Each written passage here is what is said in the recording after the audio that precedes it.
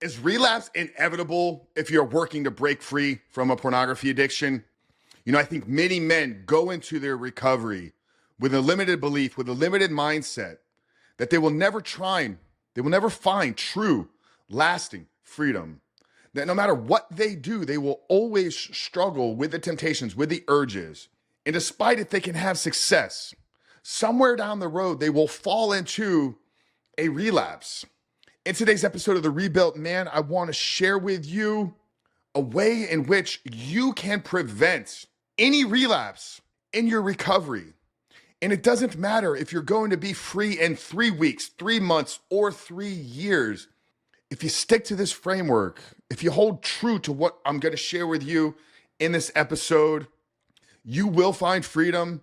You will break the chains of this addiction, and you will do it without ever experiencing a relapse. Before we get too deep into it though, guys, let me quickly remind you who we are and what it is we're doing here. If you're new to the podcast, welcome. My name is Coach Frank Rich, founder of Rebuilt Recovery, host of the Rebuilt Man podcast. It is our mission to help men become better men by quitting porn and rebuilding their lives. We do that here on the podcast 3 times per week. So make sure to hit that subscribe button. If you're watching on the YouTube, hit that thumbs up button, guys. Tell the algorithm, tell YouTube that this video is good, meaningful, valuable, and share it with as many people as possible. And don't forget to subscribe.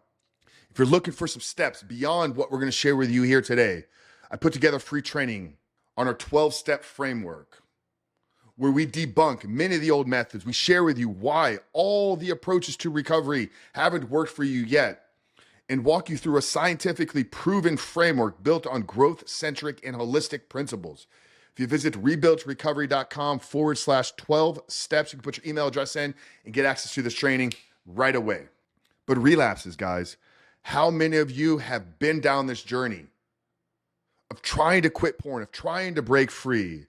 You go a week, you go 2 weeks, you go a month, you even go 90 days, maybe you've gone 6 months, a year without looking. But then before you know it, life blindsides you. It hits you upside the head. And without even being aware of it, you've now fallen back.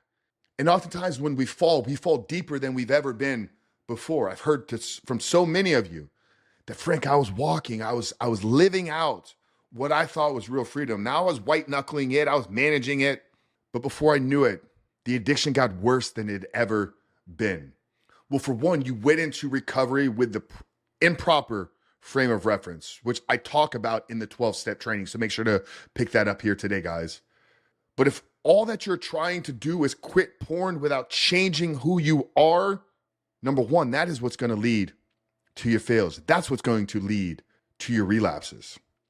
If you're trying to quit porn without solving the root, if you're trying to quit porn without becoming the man that no longer wants it in his life, somewhere down the road, you will find yourself subconsciously, unconsciously acting out in a way that will destroy your progress, destroy your success, and pull you back deeper than you've ever been before.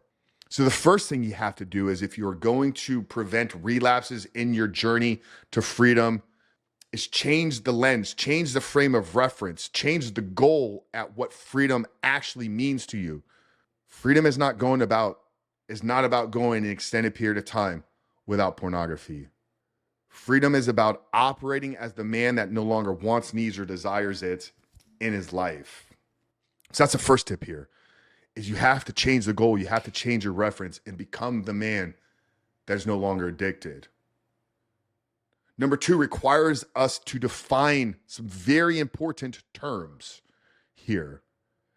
The precision at language at which we speak about our behavior, at which we speak about the things that we're trying to accomplish, dictates so much about our approach, on our ability to execute certain things, and our ability to pivot and navigate the struggles of this journey.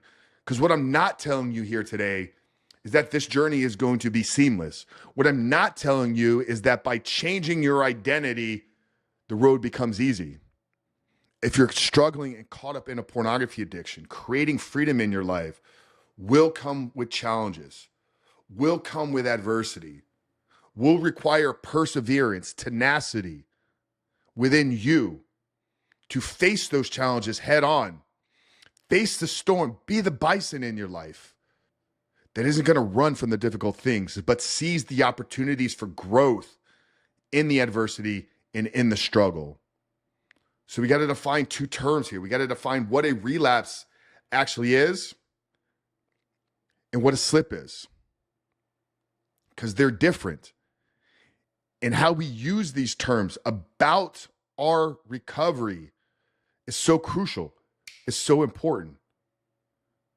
A slip is a single occurring event in your recovery. You did it once. You had a hard day. You found yourself in the triggering and stressful environments. And the old you, the old Frank, the old Mark, the old John began to operate.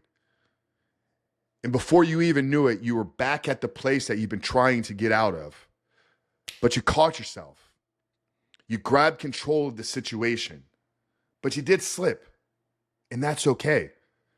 Because what we need to do is A, not allow that behavior to continue to repeat itself.